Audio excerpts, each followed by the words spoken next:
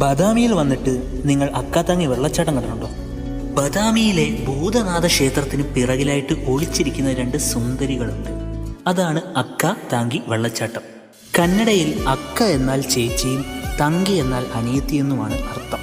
മലമുകളിൽ നിന്ന് രണ്ട് കൈവഴികളിലായി ഒഴുകി വരുന്നതിനാലാണ് ഇതിന് ഈ പേര് ലഭിച്ചത്. ബദാമിയിൽ വന്നിട്ടുള്ള 70% ആൾക്കാരും കണ്ടിരിക്കാൻ സാധ്യതയില്ലാത്തൊരു വെള്ളച്ചാട്ടമാണ് ഇത്. കാരണം മൺസൂൺ കാലത്തും മൺസൂൺ കഴിഞ്ഞുള്ള കുറച്ച് ദിവസങ്ങളിലും മാത്രമേ നമുക്ക് ഈ വെള്ളച്ചാട്ടം കാണാൻ സാധിക്കുകയുള്ളൂ. അഗസ്ത്യ തടാകത്തിന്റെ മുഖ്യ ജലസ്രോതസ്സാണ് ഈ കാണുന്ന വെള്ളച്ചാട്ടം. ഭൂതനാഥ ക്ഷേത്രത്തിന് പിറകിൽ കൂടി ഒരു 45 മിനിറ്റ് ഹൈക്ക് ചെയ്താൽ നമുക്ക് ഈ വെള്ളച്ചാട്ടത്തിന്റെ മുകൾ വശത്ത് എത്തിച്ചേരാൻ സാധിക്കും. ഇതിനു മുകളിൽ നിങ്ങൾക്ക് കുറച്ച് സർപ്രൈസുകളുണ്ട്.